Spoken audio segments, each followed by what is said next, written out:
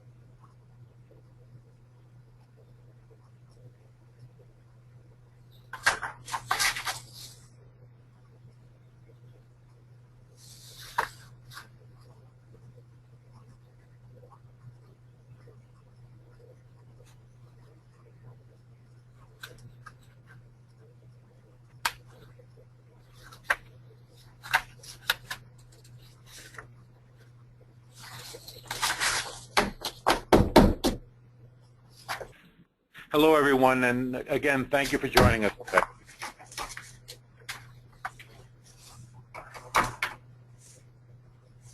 Today with me, we have Ken Riggs, who's the President and CEO of RERC.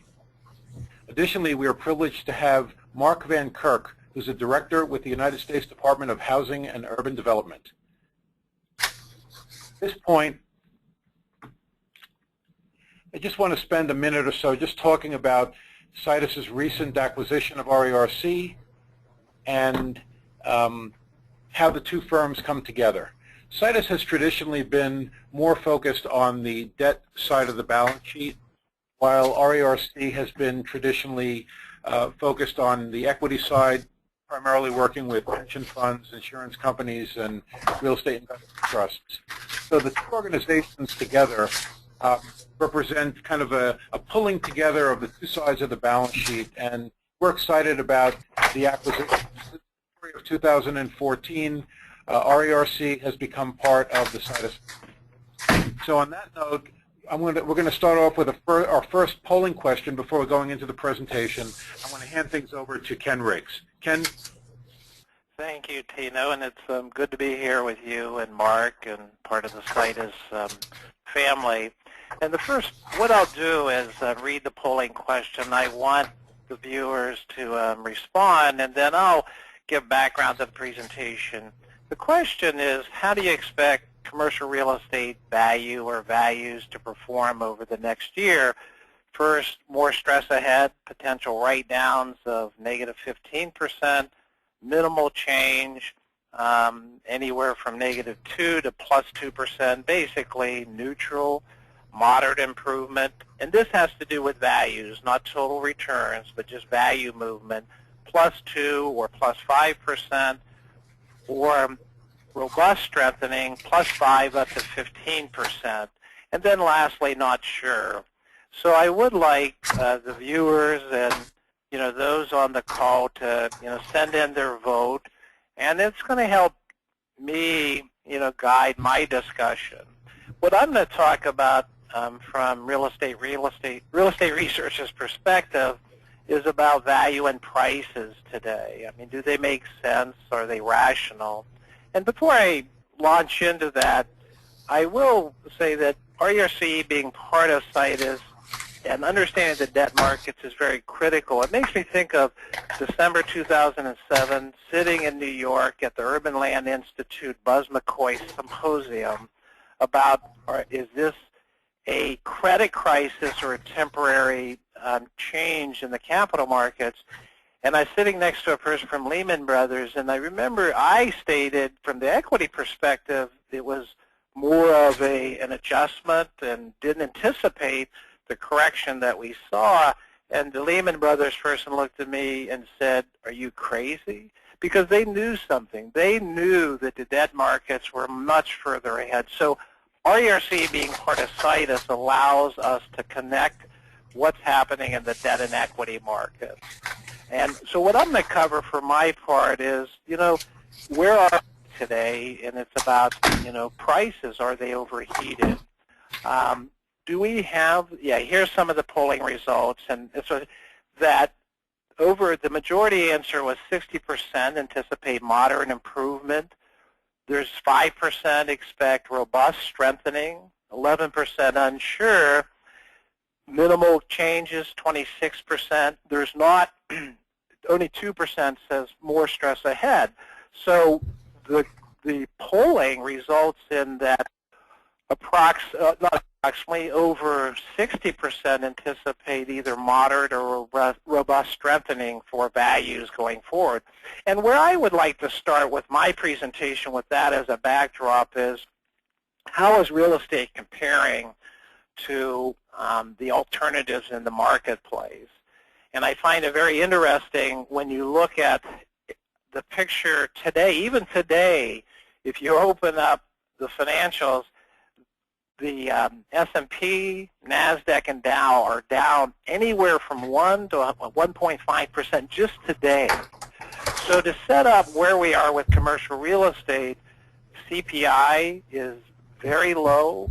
And yesterday you probably heard throughout the world that the central banks view that they're going to have to add more stimulus to the global economy to get it moving along, that they're worried about deflation. 10-year bonds yesterday and today took another decline. I mean, who would have thought the 10-year bonds are going down when the Fed is actually unwinding their bond buying program? And I speak to that because this is the critical element as we go through it. What's been fueling commercial real estate values are returns. Cap rates are going down, and that's fueled by lower inflation expectations. It's fueled by 10-year treasuries. Almost everything's priced off of treasuries in some degree. So when we look at this as a foundation, and you look at the NCREIF index, which many are familiar with, but that stands for the National Council of Real Estate Investment Fiduciaries Index, look at the 3-year return. That's unleveraged core properties have delivered almost 11.7%. Unleveraged. Throw some positive leverage on that. You're talking about commercial real estate core providing in the teens returns. That's compared to the NAREIT, which is the public real estate index, which has leverage on it, averaging 10.4, and S&P at 14.6%. So I view, if I were to look at this in isolation, that real estate is providing a very attractive alternative, and as we get into it, you'll see there's other reasons as well. Now what I'd like to look at, a lot of my discussion will be around the Real Estate Research's quarterly report. And this chart that shows, is real estate attractive compared to the alternatives, as we turn to the next slide, we've been producing our survey report for 40 years. It's quarterly. We interview roughly 300 real estate investors, debt lenders, brokerage companies, and anyone that's involved with commercial real estate. And when you look at this, this goes back to 2007, and the green line is the line that traces the polling response on a scale of 1 to 10. Do you find these particular commercial real estate, cash, bonds, stocks attractive? And how are they relative to the alternatives? And you can see the green line, commercial real estate, has been increasing ever since it went down in, from the credit crisis through first quarter 2009.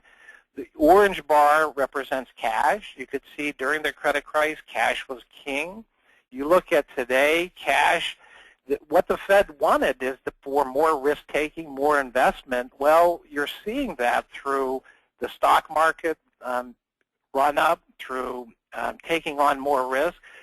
But in the end, commercial real estate is viewed as attractive, and it's a hard asset. It's providing most of its return through income. And as we'll talk as we go through the presentation, based upon our report, there hasn't been that significant of a run-up given the underwriting criteria. What I then turn to is how does the capital market space look from a standpoint of our investors. And what this chart shows, we asked our participants on a scale of 1 to 10, what's the availability of capital, which is the blue line. The red line represents the discipline. And what we look at mainly is what's the difference. And what I would show you, if you look at first quarter 2007, look at the difference. The availability of capital is almost probably at perfect 9. I don't know how you can be at 10, but the capital availability was that. But the discipline, which really is referring to underwriting criteria, was a 5, meaning neutral. It was average. And you could see, if you looked at this first quarter 2007, just looking at this would have told us, we just didn't listen, that the capital markets are way ahead of the real estate markets. But we didn't know the looming crisis that was going to hit. Then you saw a dip. And what I would tell you on this slide today, you see the blue line availability became almost non-existent during the credit crisis. As we came out of it, it increased, I think, relatively fast, compared to past cycles. And today we're starting, though, they're starting to see the divergence of the availability, and then the red line is what's the underwriting criteria? How well are, how well is the marketplace underwriting the cash flows? How well are they underwriting the market fundamentals? And we're starting to see that divergence. So there are signals, as there were signals before, about a divergence there. And next, what I'd like to look at then, what has that done to cap rates and discount rates? And as you'll see, I find this slide, this is RERC's return criteria. These are discount rates, yield rates, or cap rates, and then the green line represents 10-year treasuries. And I wanted to go back to 1990. There may be many on the call that forget during the 90s, the discount rates were actually 12%. Cap rates were 9 and 10%. It used to be in the 90s, it's always 10% or 9% for a cap rate. But today we see rates, they are compressed. Rates are now, let's call, discount rates, total returns in the 8% range, cap rates in the 6%. We know that cap rates in New York and some of the prime properties are 3, 4%. But that ties into look where treasuries are. And as I started out the discussion about what are the alternatives doing, to me, and that was the headline I saw yesterday about what will happen to inflation and rates, and the caption was terrified about rates increasing. But why are they falling? Still 6 years later. And that, to me, is what's going to be the most important element going forward next year and the year after, is where are rates. And so when we look at it today, you see that rates are at the level they were pre-credit crisis, and that actually triggers a lot of concern. But I would rather take a building today with its underwriting criteria, with rents, expectations on growth, expenses, and CapEx, than I would pre-credit crisis. If you look at the underwriting criteria pre-credit crisis with those type of return components, they were very, very aggressive. Meaning New York, you could see a building being underwritten for $60, $70 rents with 10% growth with no CapEx. Today they're not doing that, but maybe the rents are high.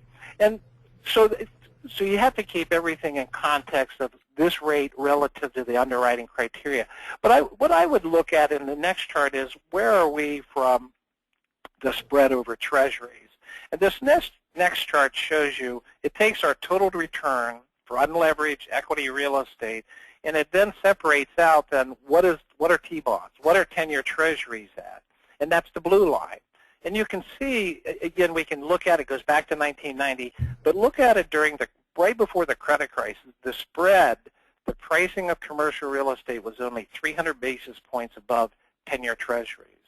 You can see then, obviously, when the credit crisis hit, that's the blue line, it spiked almost immediately. Went up to over 700 basis points above 10-year treasuries. And then as we started settling in, it hit its average. The average is around 550 basis points. That's where we are today. So I would say looking at commercial real estate total returns unleveraged at 550 above 10-year treasuries is attractive. The big question mark, the terrifying question, will 10-year treasuries stay there? Is there enough room? If they spike up, what will happen? Then I would turn to the next chart that shows what is the overall value versus price. And this is from our report. It's on a rating scale 1 to 10. 5 would be neutral, values equal prices, basically. And you can see 07, many would say that the values were less than price. Prices were leading values, that the market was being too aggressive. We saw it in first quarter 2010. They saw an opportunity and said, no, I think values now, prices are lower. And today, though, we still see the same, that from a value-price perspective, underwriting criteria, values are greater than what they view prices on and I would say this on a broad market basis. Is this true necessarily in New York for some of the office buildings that are transpiring? I mean, who knows? There's a lot of different buyers today. There's different criteria. There's longer holding periods for respective properties. But the message is today that commercial real estate from a value-price standpoint is not out of whack. Next, I'd like to look at the Moody's Real Capital Analytics CPPI, which is the Commercial Property Price Index. And Tino's going to talk a little bit about that in his part. But my main message here is this is the price side, and this is a repeat sale price index. And you can see pre-credit crisis, it was at about, let's call it a grouping of around 175. During the, again, trough, so to speak, we had a grouping around an index of 115. Today, you see it all coming out, but the blue line is apartments. And I view that that's probably what we hear about most, are apartments, being overbuilt, being overbought. Are the fundamentals there? Is there too much credit? But generally, and Mark will talk about that, from a GSE standpoint, from a multifamily perspective. So to me, when I look at this, prices, it's back to that point, is prices, are they getting close to pre-credit crisis levels? Maybe, but are the underwriting criteria and the reasons different? I think they're a lot different than they were then. The next chart I'd like to look at is what we call the NCREIF Price Index less CapEx. And I'm building a story here about, is commercial real estate too expensive? And Jeff Fisher is not a big fan from NCREIF of this, and he does all their number crunching and consulting. But this goes back to 1978. What I'm trying to do, or RERC is trying to do, how much has commercial real estate on an equity side been increased over 35 years? And what this shows is the green line is the CPI starting in 1978, and then taking the CPI out to today, you're at about, I think it's a 370 index, based upon us creating this. The red line is the price, just the price side of properties within NCREIF, and it shows that basically it stayed along that kind of trajectory of inflation. The blue line is now taking out, and someone just mentioned if you could mute your phone, that might help out somewhat. But what I was getting to, the blue line is an important line. The blue line is taking out CapEx. It's saying if a building put in X dollars, let's assume it does. It's accretive, it increased the price, but what's my basis in it? On an inflation-adjusted basis, but what's my basis? And if you look at the blue line, that index has gone up roughly from 100 to 176. That means it's gone up 76% over 35 years. Simple math would tell you roughly 2%. If you do a compound rate of change, 1.6. The message to me is that considering that real estate is a hard asset. Considering we know construction costs from concrete to steel to lumber, all of that's gone up. We also see today that we have a labor shortage, skilled labor shortage. So if you look at the cost factors of commercial real estate and then the pricing side of it of what we've seen, it's not so crazy. The last slide I'd like to look at for my part is what's the value outlook? What do you take away from this? And this is RERC's just value outlook. This chart's a little busy, but it is important to say, one, what we did was go back to 1990. That was our last major market correction for commercial real estate. That's the blue line. And that blue line shows you that it took almost 6 years for commercial real estate to go from peak to trough. Many on the phone, I was here then, it took a long time. It was painful. And commercial real estate lost a lot of credibility. The green line is this cycle. Commercial real estate on the equity side took its slumps very quickly.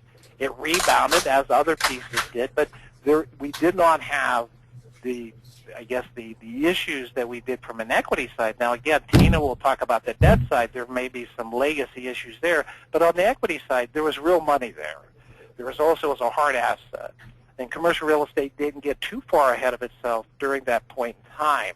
And then where are we today? And again, I'll wrap up my part by saying that, our outlook for core real estate, on average, you're going to look at a 6% return plus 2.5 to 4% appreciation. This is for this coming year. And then if you then add that together, you're talking about unleveraged core returns of 8.5 to 10. You put some leverage on that, you're now going to get to 12, probably 15%. And I think that what I would take away from that, the income component is almost 70% of what you're looking at. It's a hard asset. So my final comments before passing it on to Tina would be the fact that commercial real estate today is an attractive investment. I think from what volatility we're seeing in the market, the uncertainty that we're seeing with bonds and inflation and the global environment, and also we have never been here with what central banks have done. What happens when they unwind this? I mean, who knows? We, in our lifetimes, has it. That also the underwriting is okay. I don't see it anywhere near what we saw back, in the mid, 2005. I view that value and prices on a relative basis are reasonable. They're rational. When we look at all the cash flows, and we have a database that has $100 billion worth of assets that are valued on a quarterly basis, we don't see crazy assumptions with base rents, growth. We see proper CapEx. We see leasing commissions in there.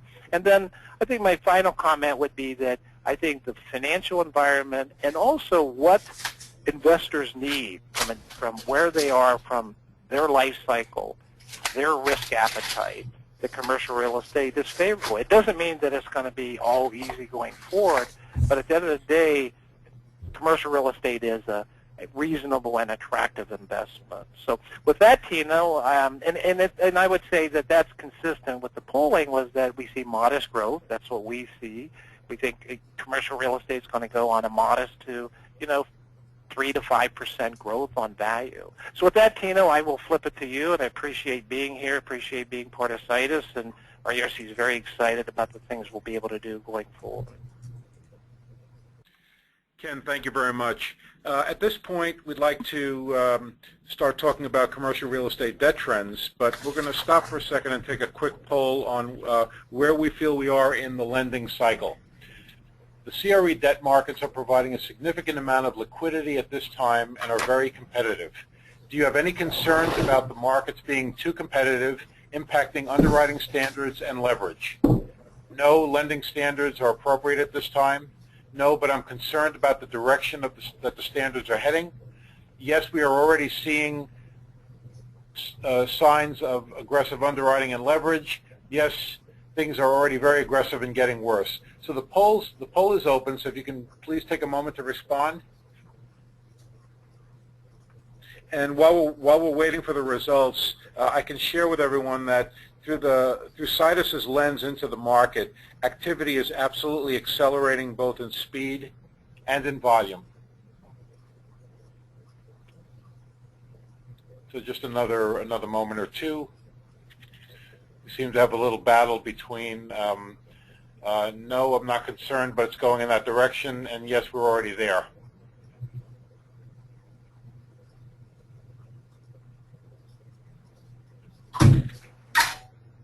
So we're going to close the poll at this time, and it looks like 45% of the respondents feel that yes, we are already seeing signs of aggressive underwriting and leverage.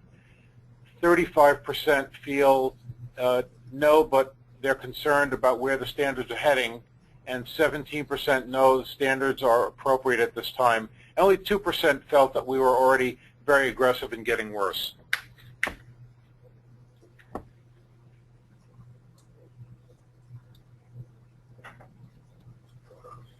So as Ken mentioned, he presented Moody's and Real Estate Capital Analytics CPPI index looking at trends by property type. Now this chart, we take a different cut of the data. The data represents an index driven by repeat sales of commercial real estate nationally over the last 14 years. We look at trends based on market, specifically major markets, which is the red line, versus non-major markets, the green line. And then the blue line represents the aggregate of all the entire property index. So trends going into 2007, the market peak, were relatively consistent with only a slight divergence occurring toward the peak. Value declines were relatively consistent in magnitude, as was the fulcrum point of the turn to recovery. It is here where the gap widens. Data indicates that as of the most recent March 2014 numbers, the major markets have surpassed the peak, while the non-major markets still lag behind. The slope of the two lines seems to indicate that the non-major markets have not been attracting as much capital as the major markets have. This could play a role in the loan maturity profile that we will look at shortly.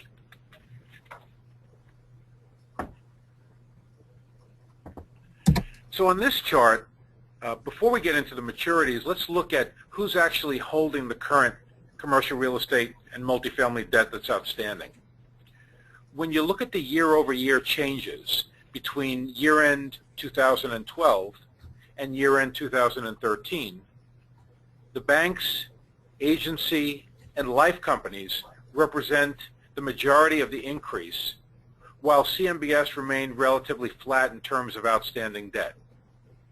The banks clearly led in terms of increased market share as they continue to look for interest-earning assets for their books. Let's take a look at the most recently available year-over-year data for 2013 versus past year, the peak year, 2007, and 2004, just 10 short years ago.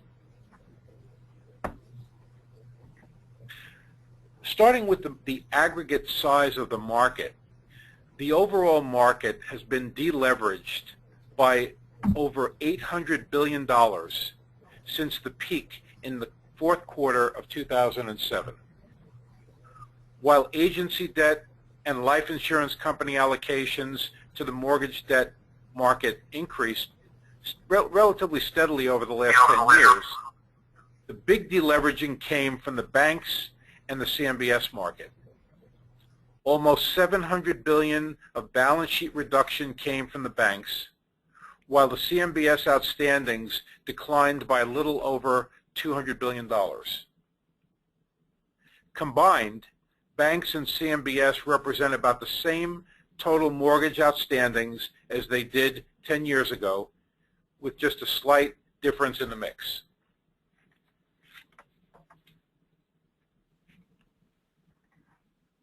So drilling down a little further, let's look at the CMBS market and where we've been.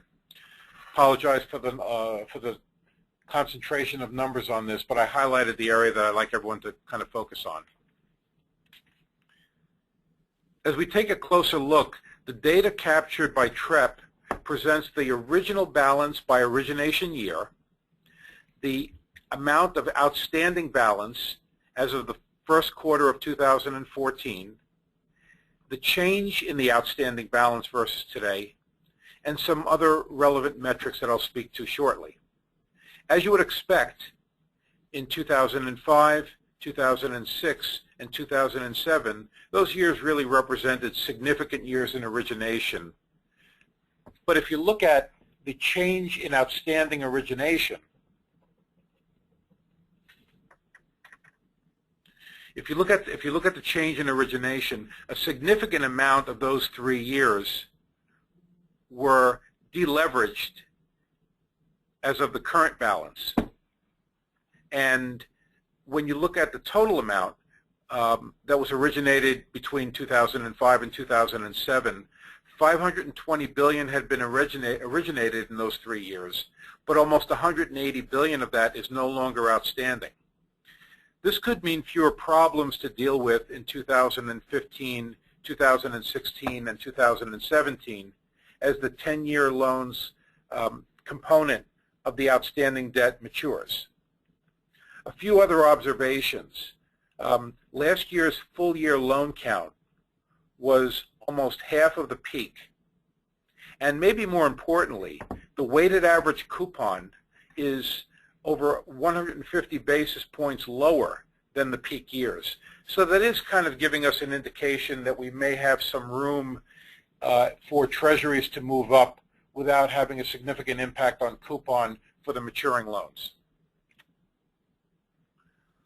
So in this slide, we take a cut of the numbers looking at some of the average deal metrics by year. So this is the category of CMBS 2.0, looking at the average deals for 2010 through the recent deals through first quarter of 2014. With the exception of 2010, deal sizes have remained relatively consistent at close to $1.2 billion each, with an average of about 65 loans. Weighted average coupon continues to tighten. The weighted average loan-to-value at cutoff has slowly increased, but nothing really dramatic. The same trends appear in the debt service coverage numbers, a slight decline, but nothing dramatic. Now, the amount of mezzanine debt has increased, and the amount of hard lock boxes as a percentage of the total has continued to decrease slightly. Nothing seems too dramatic. I guess that's a good thing. So now let's look at the maturities. We have looked at the composition of the mortgage holdings today, the trends over the last 10 years. We've looked more closely at CMBS, more specifically at origination trends, and some average metrics over the last few vintage years. Now let's look at the road ahead of us. As we have all been hearing, 2014 through 2017 will be very active years for loan maturities, with CMBS maturities growing over those 4 years. Now, banks, who tend to be shorter-term lenders, still represent a significant share, although slightly declining over those 4 years. The bottom line is maturities should be close to $1.4 trillion over the next 4 years, and more than half of those outstanding, that represents more than half of the outstanding $2.5 trillion in debt.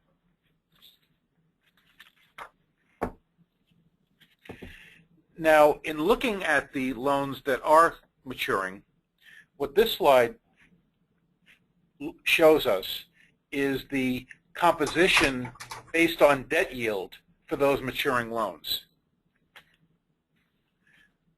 So this chart leverages research by Real Capital Analytics and Morgan Stanley to focus on the debt yields and look at the loans maturing without extension options.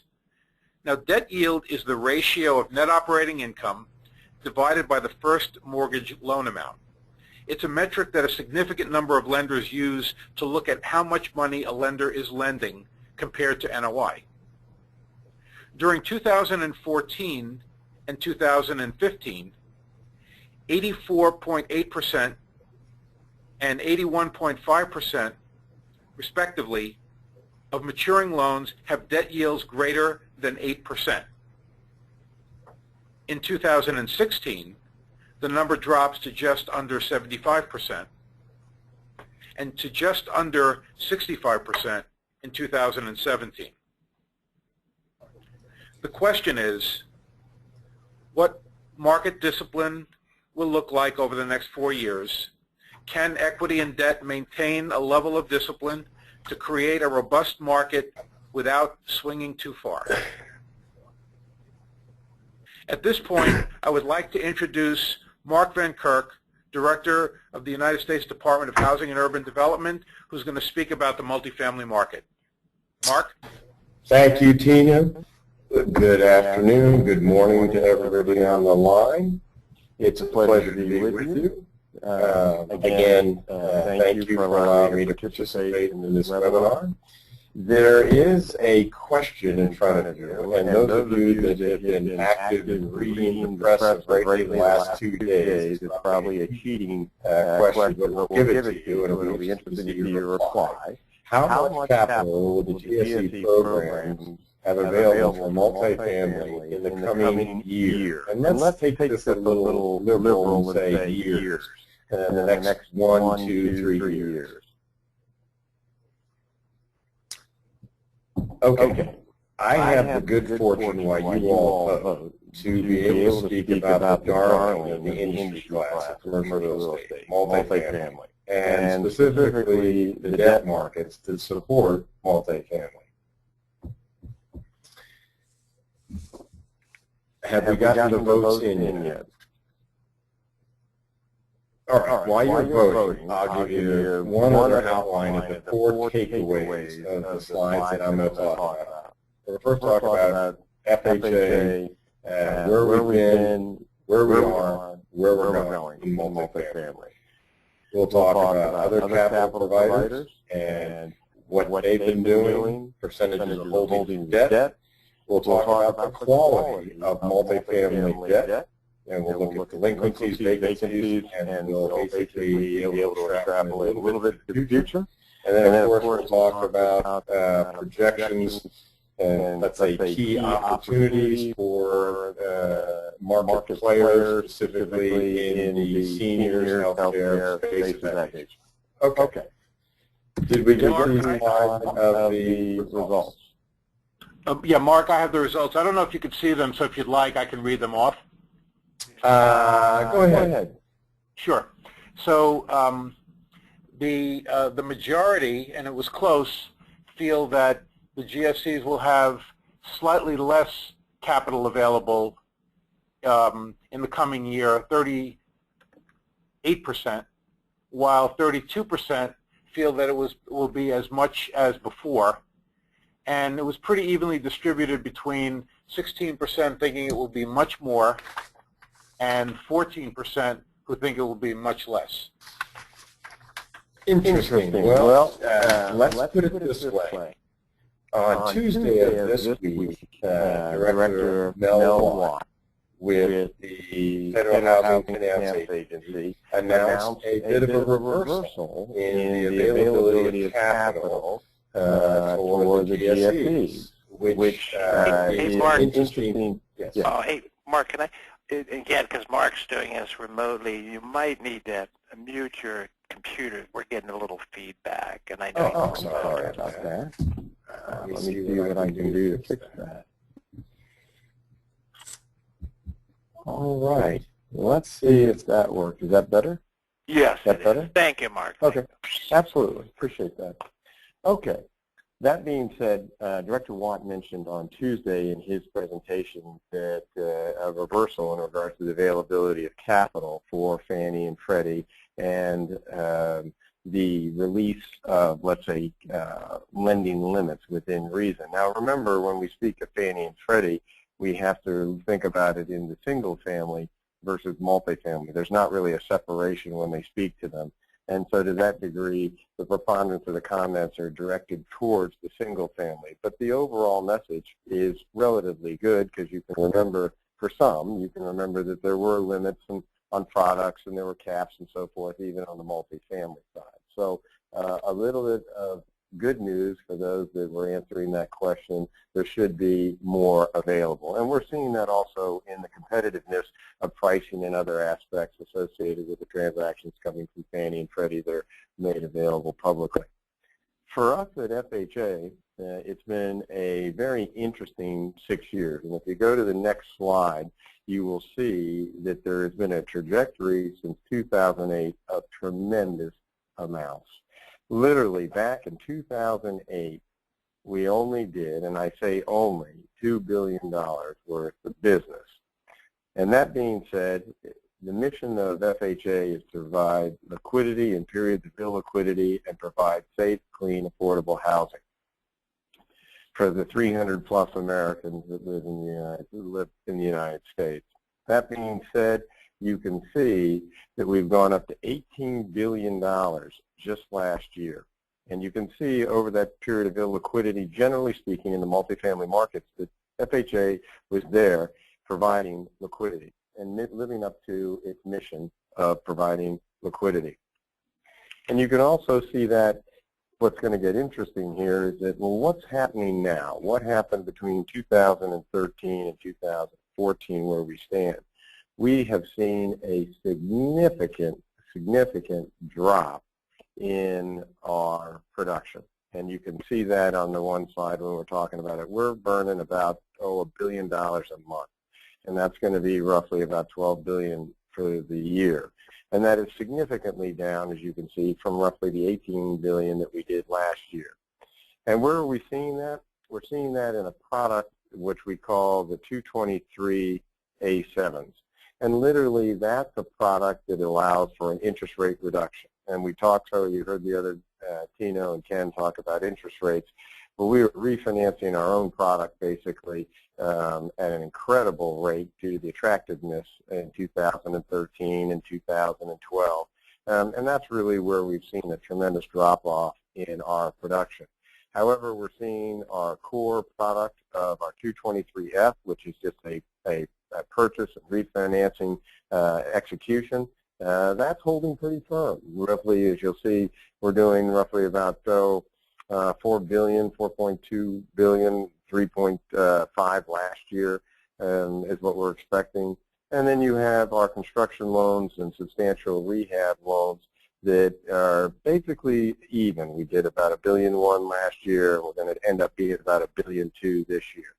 So relatively speaking, we are still very, very active in the marketplace. Our product is extremely attractive for some. But where we're seeing a big growth, and we're excited about this, is in the FHA LIHTC area. And in that, we are roughly seeing going to be about $2 billion of that, and which is more than double than what we did last year. And we're not only seeing it here at FHA, but we're seeing it with Fannie and others on the LIHTC deals, and we're real excited about that and think that's a good trend for us, and we're going to do everything we can do to keep that trend going. So the next slide basically is just another reflection of the percentage change within the products that we just talked about, and I outlined what they were. And it just tells you that in regards to the refis, the refi boom is pretty much over with for us, and we would probably guess that that might be true with the other capital providers as well. I think you'll find the next slide when we talk about the other capital providers, you'll see a tremendous reflection of where the CMBS market from 2005 to 2007 was absolutely at the pinnacle, and it was a very tough time to compete against the conduits at that point, particularly for the GSEs, as well as FHA. However, obviously, with that period of illiquidity, you saw the increases coming out of Fannie Mae, Freddie Mac, and FHA to the point where we reached our record last year of roughly $18 billion. Now, we're seeing, again, more of the same with conduits coming back, and obviously we heard about the banks and their availability of capital had made things different. We're seeing a lot of activity out of the life companies as well. So it is it's a healthy market with us that are providing liquidity during illiquidity, and now there's a period of liquidity. It looks like things within the multifamily space are working very well. What's interesting on the next slide, if we can go to that one.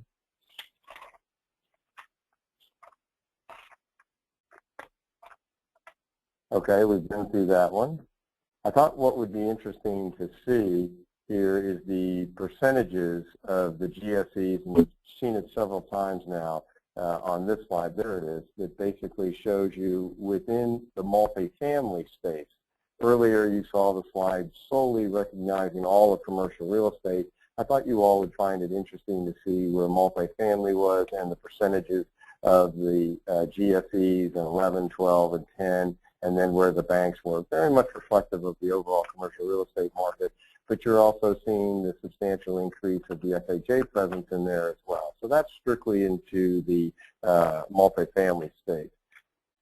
To why we're feeling good about it, if you look at the trend, and that is into the quality of the asset, the quality of the debt. You look at the delinquency rates, for the banks, you look at them for the CMBS, you look at the life companies and Fannie Mae and Freddie Mac. I can tell you at FHA that we have seen roughly a 3 times drop in our basis points of delinquency in our portfolio. That's due to several reasons. The old adage that all boats rise during a high tide, yes. However, we put in a tremendous amount of credit measurements, credit monitoring, credit tools to ensure the stability and quality of the portfolio. And I know that everyone is coming out of that particular period very credit focused, but nonetheless you can see tremendous quality within the portfolio that we're seeing, and that's reflected in those graphs that you have. The next slide, please, where you see the delinquency for the various products. You also see capital stacks. You also see the vacancy rate, which is tremendous for the apartments. Obviously, I put on the office and the retail, and we're seeing a very, very strong market in most of the transactions that we see in regards to the vacancy rates that we're underwriting to. So again, another indicator of the quality of the transactions that we're seeing.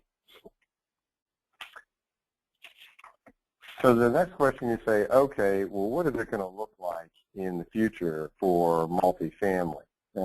And what we're projecting here on basically looking out ahead is that we're going to be seeing a relatively strong 2014. However, we are seeing significant increases in 15 and 16 just because of the pure level of the multifamily maturities that are coming out. And there is a tremendous amount in 16 and 17, and then 15 is significant, a little bit better than 14 for sure, and we think that there's going to be an uptick in the FHA financing because of the maturities, but of course it's all going to depend on rates and many other variables, and the fact of the matter is projections, as you know, they're projections.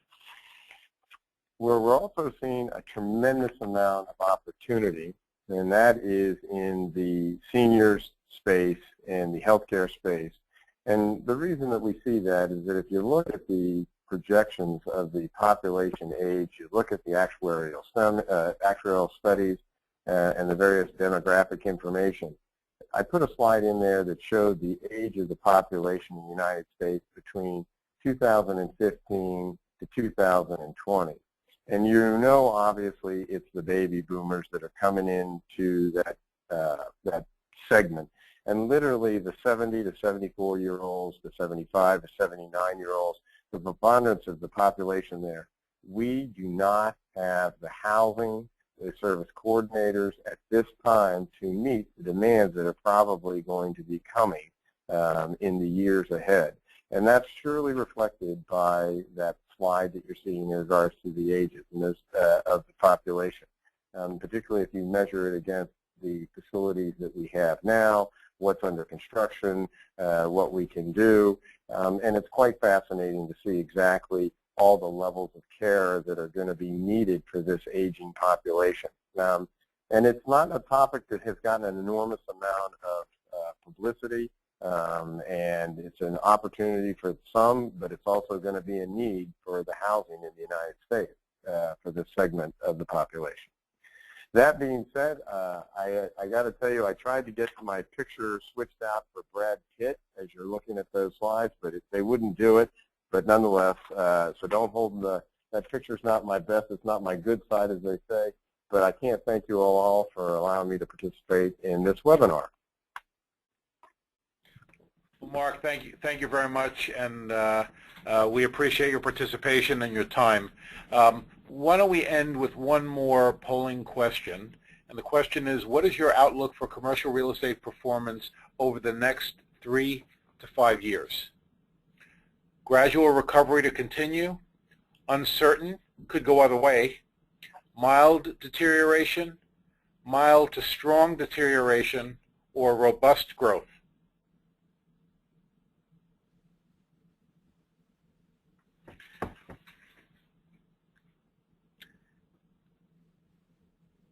And again, on the next slide, we're going to show our contact information. If anyone is interested in receiving a hard copy of the presentation, please feel free to email myself or Ken, and we will be happy to get that back to you. And also, if you have any questions. I was going to say also our quarterly report.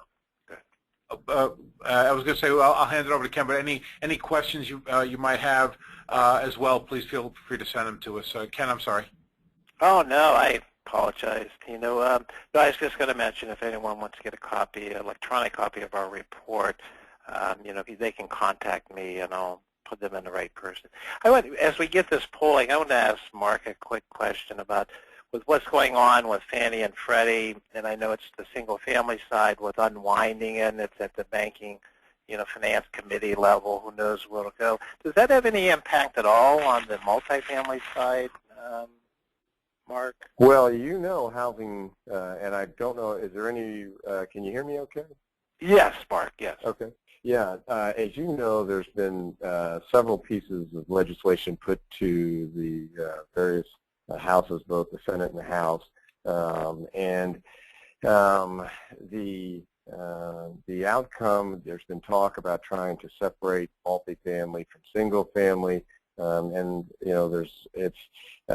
It is unquestionably a very interesting time under housing finance reform in Washington. I am not a political individual. I know that we watch it very carefully to see exactly what's going to happen. And the fact of the matter is that for us at FHA, for example, there's little implication in those drafts or those bills that are on the floor now. And so that's good news.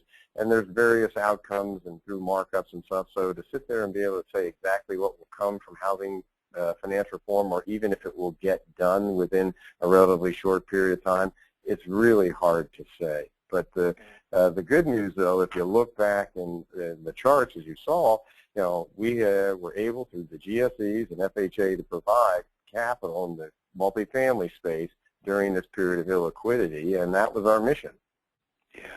Yeah. No, and I thought since I had you on the phone, I'd get that, from you. And I think it was amazing that they could step in during that period on the multifamily side. So I'll flip it back to Tino. I know he's got the results in for the outlook. Thanks, Ken, and thanks, Mark, for your insight. The majority, 61%, felt that the gradual recovery should continue, and 20% said it's uncertain, it could go either way. 13% felt that there'd be a mild deterioration, and then the other two were negligible numbers. So I think that the polling questions captured kind of a view that things are heated, but not too bad. But we have to keep our eyes on it, and both on the value side, on where trends are going, and on origination standards. Yeah. Tino, I'd throw in. I mean, just for the group, we have a few minutes. I was kind of amazed, not amazed, I guess I found it interesting that on the equity side, when I was given a presentation, the majority was gradual, kind of modest growth, let's call it 3 to 5%. Here it's 61% gradual recovery. But on your question, I took away that 50% of the participants that are on this call viewed that underwriting starting to deteriorate. And I say that because, to me, where I missed it, back to being part of Situs and on the debt side, was that the debt tends to lead what's going to happen in the marketplace. And I really found that. I mean, I've been in the industry over 30 years, and that's happened before, the S&L crisis. You know, you go back to bank lending in the 90s. I mean, we've been here before. And I just leave this, you know, kind of as a comment. It's really amazing. I even did in the 90s, went back to the 70s, and it was Dunn's Review, doesn't exist, and it's called Real Estate After the Fall, written in 1977. And banks were quoted, "We'll never do this again." And I just leave that with you. I still think of myself sitting in December '07 in Lehman Brothers' office, and again, it's a ULI conference, Buzz McCoy's, and going around the table, and again, the debt side of it having, and literally someone even said, should, you know, watch out for the windows, the debt guys are going to get up there. I mean, obviously they were saying it. But so I'd leave that with you. I found that interesting in this, that there was a more strong case towards underwriting deterioration on the debt side than I'd expect. So I just wanted to throw that out, Tino. So. And Ken, what I would say to that, there's definitely a lot of liquidity in the marketplace now. And one of the things that when you look at some of the other numbers and you see that, you know, from a volume perspective, we're still way beyond where we were in 2006 and 2007. From a metrics of loan to value and debt service coverage, we're still behind where we were at that time. Now, that doesn't mean that we aren't potentially approaching some dangerous waters if we're not careful, but I still think that the markets and the wind and the sails are definitely you know, strong right now, and we don't have the issues of the single-family market and an overheated single-family market that's also putting pressure on the capital markets that we had last time. Yeah, and I would add in, I'm not suggesting the market's getting overheated. I just find it interesting. If I were in the capital stack right now, I'd be in the debt side. You know, the underwriting criteria I think is reasonable. They're the first order of business.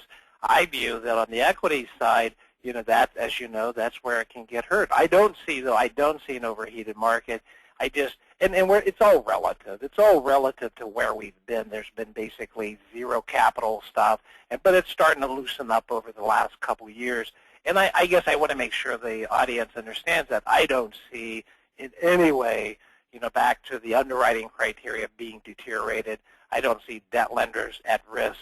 You know, at this point, I think it's more favorable what kind of rate they can get on a risk-adjusted basis. So just throwing that out there, and I know we're getting close to the end here, Tino, but I just had to throw those couple things out. Thanks, Ken. At this point, we're almost at the bottom of the hour. Again, if you're interested in receiving a copy of the RERC quarterly report, you have Ken's email address on the screen right now. If you have any other questions for any of the speakers, you have our contact information. And if you're interested in receiving a hard copy of the presentation, you can reach out to either Ken or myself, and we'll be happy to forward it on to you. And at this point, thank you again to Mark and to Ken, and thank you all for participating. Thanks a lot, Mark. All right. Have a good day, everyone. Thank you. Bye-bye.